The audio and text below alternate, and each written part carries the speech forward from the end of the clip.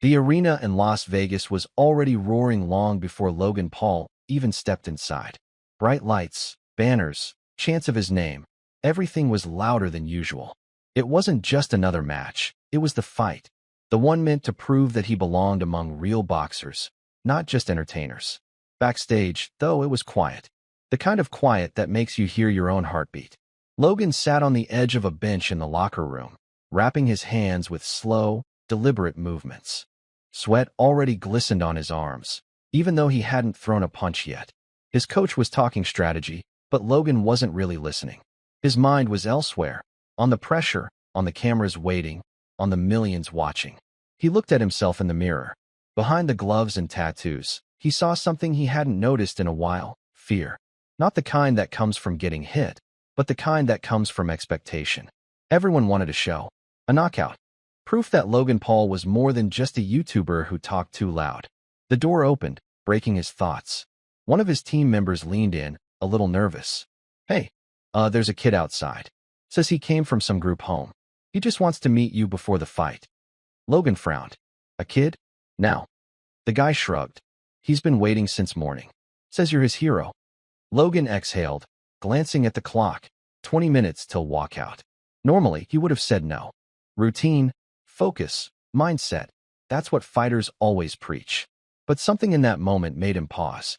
Maybe it was the way the room felt too heavy. Maybe he just needed to remember why he started all this. He stood up, grabbed a towel, and said quietly, "Bring him in." As the door closed again, Logan took a deep breath and looked once more at his reflection. The crowd outside wanted a fighter. But tonight, maybe, just maybe, he was about to be something else. The door opened slowly, and a small figure stepped inside. A boy no older than 10, thin, with a mop of messy hair and a hoodie 2 sizes too big. He looked around the locker room like it was a palace, his wide eyes catching every light, every poster, every glove hanging on the wall. Logan expected him to freeze up or start talking fast like most kids do when they meet him. But the boy didn't say a word.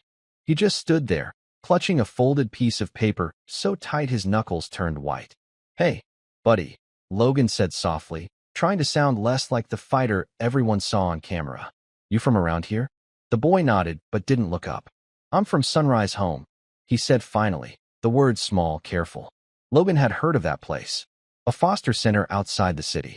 "What's that you've got there?" Logan asked, pointing at the paper.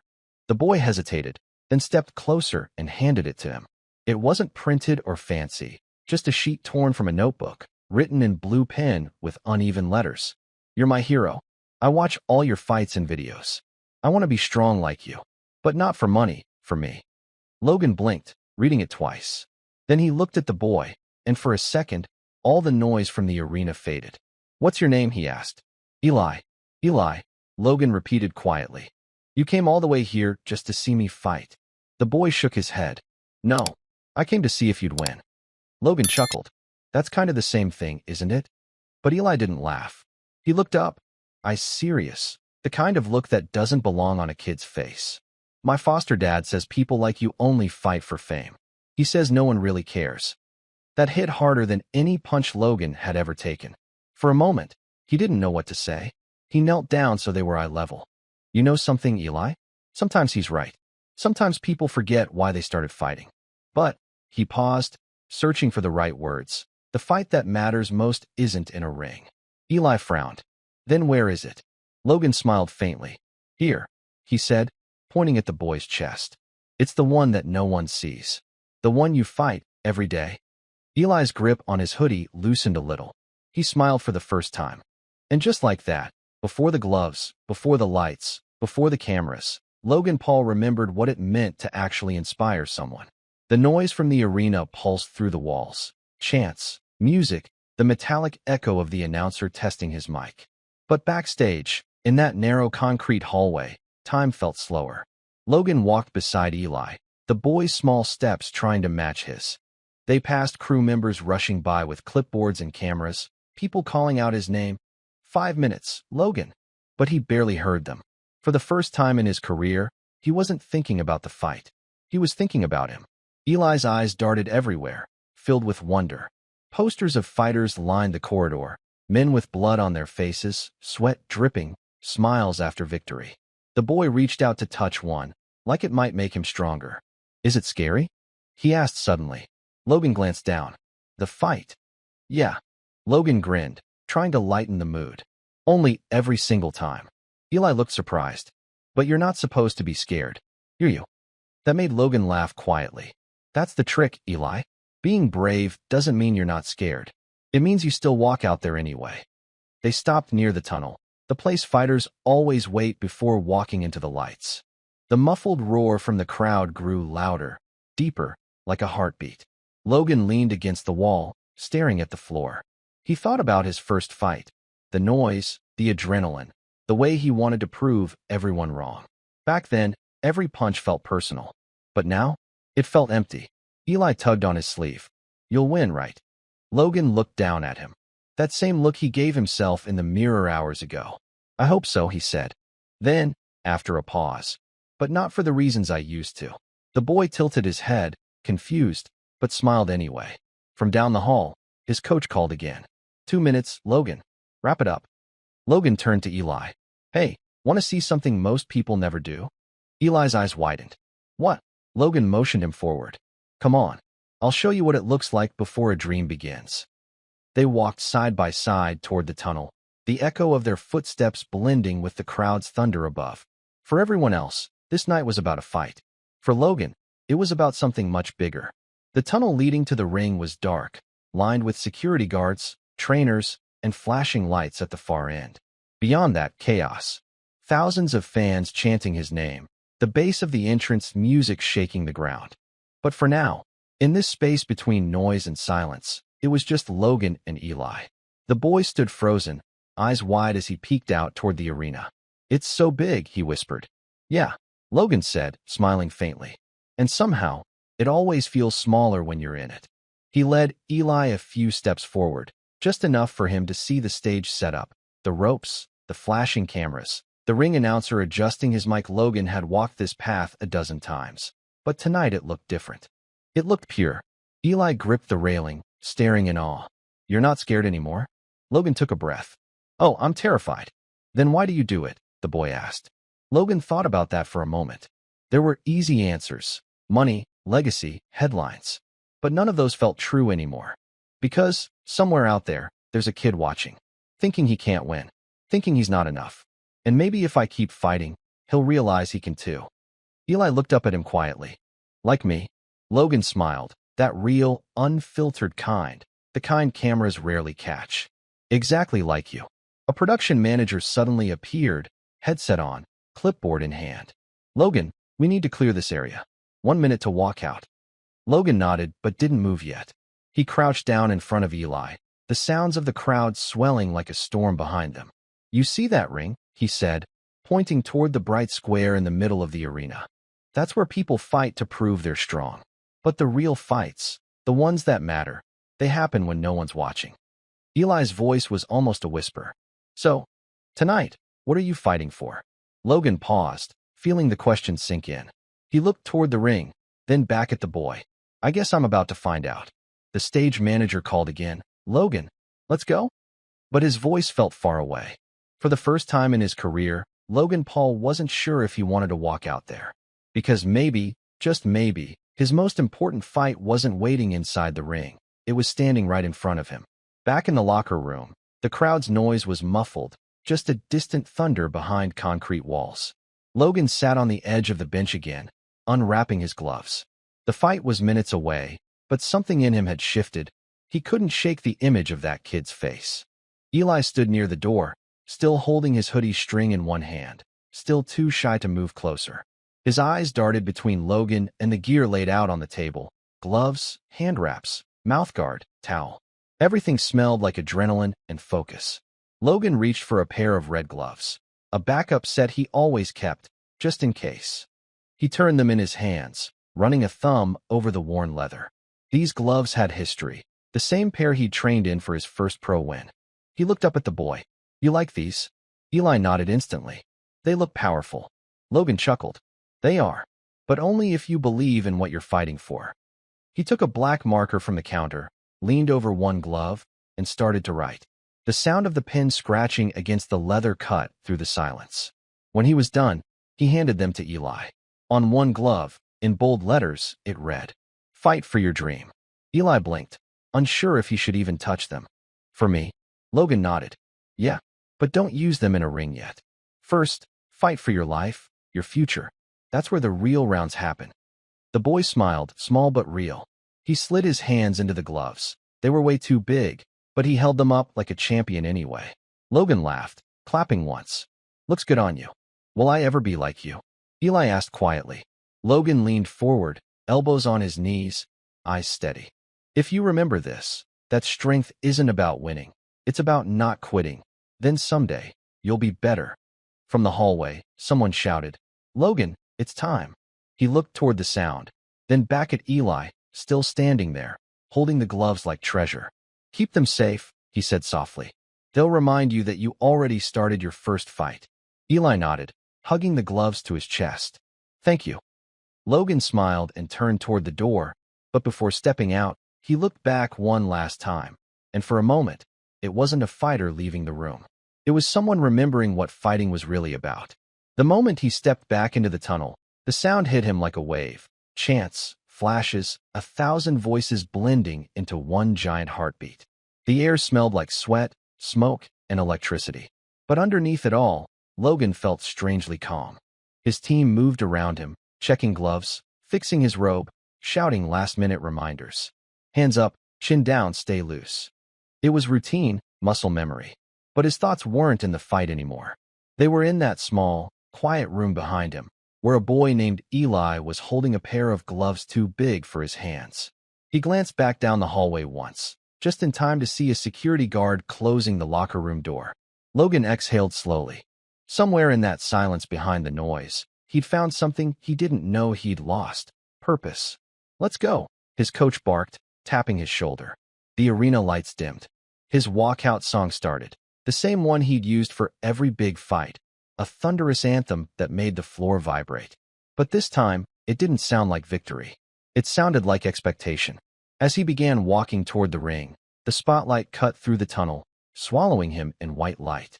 Cameras zoomed in, fans screamed, phones recorded every step. To them, it was the usual show, the fighter, the hype, the energy. To him, it felt different. Each step was heavier, slower, filled with the weight of something real.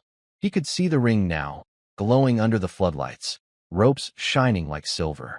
He stopped at the edge of the tunnel, just before stepping into the open. His coach leaned close, shouting over the noise. "You ready?" Logan nodded, but instead of looking at the crowd, he looked at his hands, at the gloves he still hadn't put on. His chest tightened. He thought about Eli's question, "What are you fighting for?" and realized he didn't have an answer that made sense anymore. He took one deep breath and whispered under his breath, almost like a prayer, "Maybe. I don't need to prove it tonight." Then he stepped forward, not into the ring, but off the path, past the stage crew, past the cameras. Gasps rose around him. His coach spun, confused. "Logan, where are you?" But he didn't answer, because at that moment, the crowd didn't matter. The fight didn't matter. Something far more important was waiting in that locker room, a reminder of who he really was. The noise of the arena faded behind him as Logan walked back through the tunnel. Every step slower, heavier, but somehow clearer. Crew members turned their heads as he passed, confused. No one leaves the tunnel once the lights go up. Not unless something's wrong. His coach caught up to him, breathless. "Logan, what the hell are you doing? You're on in 60 seconds.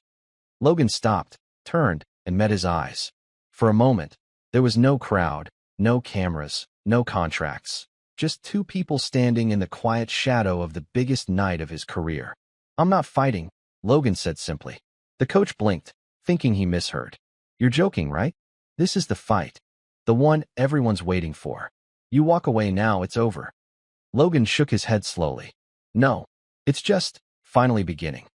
Before the man could respond, Logan kept walking, straight past the prep area, past the crew shouting into headsets, back toward the locker room where the world couldn't see him. His heart was pounding, not from adrenaline, but from the strange calm that comes after a hard truth. When he pushed open the locker room door, Eli was still there, sitting on the bench, swinging his legs nervously. He looked up, Startled. You're back. Logan smiled faintly. Yeah. The fight's postponed. Eli frowned. Why? Logan crouched in front of him. Because I realized something. Sometimes, the toughest fight isn't the one in the ring. It's the one where you choose to do what feels right, even when the world says not to. Eli looked down at the glove still in his lap. So you quit? Logan shook his head. No, I won. The boy didn't understand right away, but he smiled anyway, because he could see it in Logan's eyes. There was no fear there anymore. No pressure. Just peace. From the hallway came the distant echo of the announcer's voice, trying to stall the crowd. Cameras searching for him. People confused. But Logan didn't care. He sat beside Eli, elbows on his knees, breathing slowly. For the first time that night, he felt like himself. Not the fighter, not the influencer, not the brand. Just Logan. And somewhere deep down, he knew this would be the only fight that truly mattered. Outside, chaos unfolded. Commentators whispered nervously into their mics. Fans stood, confused, phones held high, trying to understand why the walkout lights were still flashing but no fighter appeared. The crowd's roar turned into a restless murmur, like a storm waiting to break. Backstage, producers yelled into headsets, managers argued, and security guards scrambled through the hallways. Everyone wanted to know the same thing. Where's Logan Paul? But Logan was sitting quietly on a wooden bench just 50 feet away, next to a 10-year-old boy in gloves too big for his hands. He could hear the echoes of his name. Logan, Logan, rippling through the walls like thunder. For years, that sound had been his fuel, his proof that he mattered. But now it just sounded empty. Eli turned toward him, wide-eyed. Aren't they mad? Logan smiled softly. Probably. Won't they think you're scared? Maybe. He paused, then looked at the boy. But sometimes being brave means disappointing everyone else to do what's right for you. Eli nodded slowly, still clutching the gloves. My foster dad says quitting makes you weak. Logan's voice stayed calm. Then maybe he's never quit something that was breaking him. From down the corridor, Logan's promoter appeared. Suit, headset, panic in his eyes. Logan. The crowd's waiting. Sponsors, press, we can't delay any longer. Logan stood, tall, unshaken. Tell them the fight's off. The man blinked, stunned. You're throwing away millions. Do you even realize what this means? Logan looked down at Eli, then back at him. Yeah, he said quietly. It means I remembered why I started. The promoter opened his mouth to argue, but something in Logan's expression, calm, certain, done, made him stop. He just nodded once and walked away, phone already buzzing in his hand. Logan sat again, exhaling deeply. The noise from the arena felt like another world now, a place he no longer belonged to. He turned to Eli, smiling faintly. You know, they'll call me crazy for this. Eli grinned. Yeah, but maybe they'll call you a hero too. Logan chuckled, shaking his head. Nah, kid. Heroes fight for people. I just stopped long enough to remember who I was fighting for. And for the first time that night, the roaring arena, the flashing cameras, the contracts, none of it mattered. Because right here, in a quiet locker room, a different kind of victory was already happening. By the next morning, the headlines were everywhere. Logan Paul walks away minutes before the fight. Millions lost, no explanation. Was it fear, or something deeper? Clips from the arena flooded social media, the confused commentators, the restless crowd, the empty ring bathed in light. Fans argued in comments and podcasts. Some called him weak. Others said it was all a stunt. But none of them knew the truth. The quiet conversation in that locker room, the boy with the gloves, the moment that changed everything. Logan stayed silent. He didn't post, didn't explain. His phone buzzed nonstop. Agents, brands, interview requests. But he ignored them all. Instead, he sat on his balcony as the Las Vegas sunrise painted the sky orange, a cup of coffee in one hand, Eli's note in the other. I want to be strong like you. But not for money, for me. He read it over and over. The words hit differently now. For years, his fights, his fame, his noise, it had all been about proving something. To the world, to the critics, maybe even to himself. But that night, a kid with shaky handwriting reminded him that strength isn't about dominance. It's about choice. His brother Jake called. Bro, what the hell happened? Logan hesitated. I met someone. A kid. He reminded me what fighting is supposed to mean. Jake laughed nervously. That's it. You threw away $1 million fight for some kid? Logan smiled faintly. Yeah, and it feels like the first win that actually matters. There was silence on the other end, then a sigh. You're insane, man. Probably, Logan said. But I can live with that. He ended the call, set his phone aside, and watched the lights spread across the city. Somewhere out there, Eli was probably still asleep, gloves beside his bed, dreaming of the ring, of strength, of hope. And for the first time in a long time, Logan wasn't thinking about the next event, the next video, the next fight. He was thinking about what it meant to walk away, and how sometimes, that's the hardest fight of all. 2 days later, the story refused to die.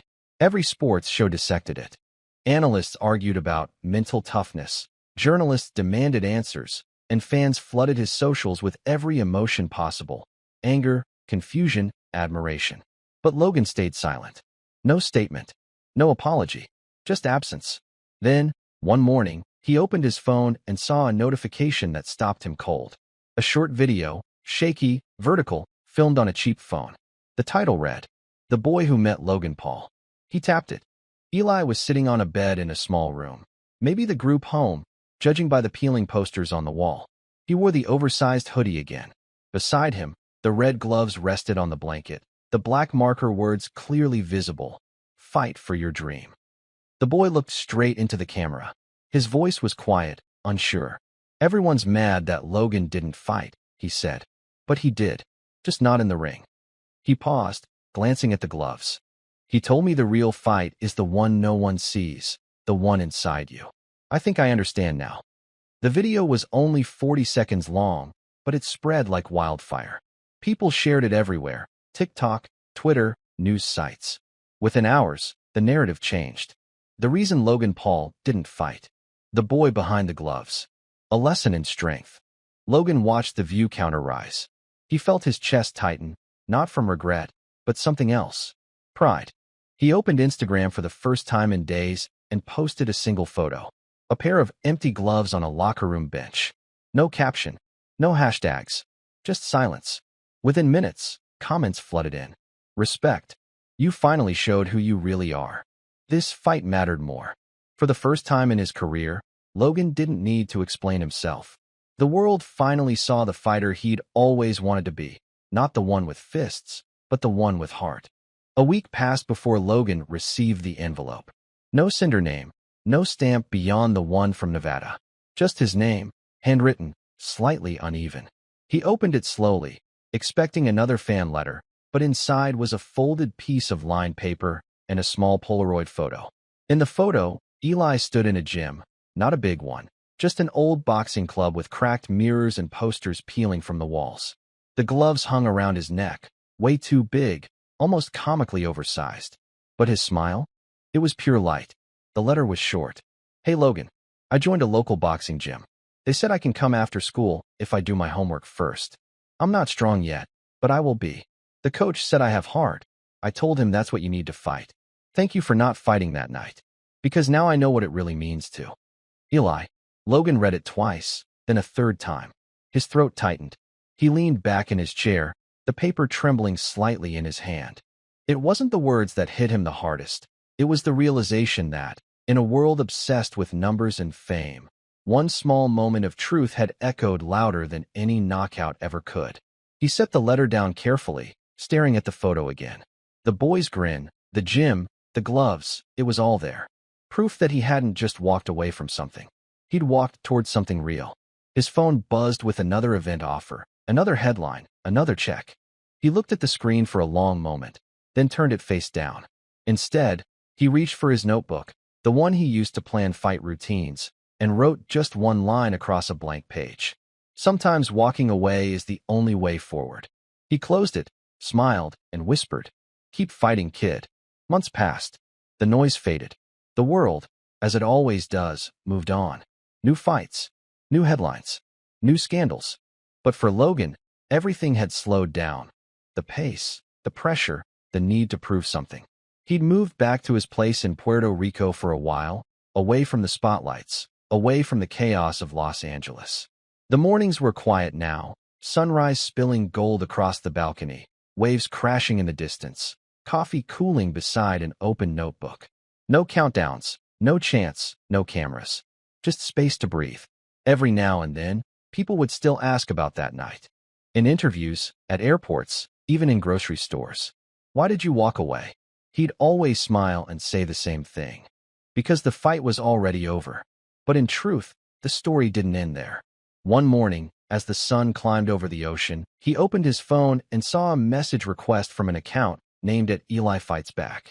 The profile picture was the same boy, older now, maybe 12, standing in that same gym, this time in headgear, sweat on his face, confidence in his eyes. The video attached was only a minute long. Eli in the ring, hitting pads with speed and focus. A coach shouting encouragement off camera. The gloves, still the same red pair, flashing in every jab. At the end of the clip, Eli dropped his hands, panting, grinning. Someone behind the camera asked, "What keeps you going, kid?" Eli looked straight ahead and said, "Someone once told me the real fights aren't in front of people. They're the ones no one sees." I think he was right. The video ended there. No hashtags, no mentions, just a message. Logan stared at the screen, feeling that same tightness in his chest, the kind he used to get before walking out under the lights. Only now it wasn't nerves. It was gratitude. He leaned back, smiling to himself. "You did it, kid," he whispered. Then he stood up, walked to his living room, and found the shadow box hanging on the wall. Inside it, a photo of the empty ring from that night, and beneath it, a single line written in his own handwriting. "The fight that matters most is the one that makes you human." He touched the glass, took a breath, and looked out over the ocean. The waves rolled endlessly toward the shore, each one different, but all part of the same rhythm, like life, like growth, like redemption. Somewhere out there, in a small gym far from fame, a boy was fighting for his dream. And somewhere here, a man had finally found peace. For once, Logan didn't need a crowd, or a belt, or a victory speech. Because that night, the one the world called a failure, had quietly become the biggest win of his life.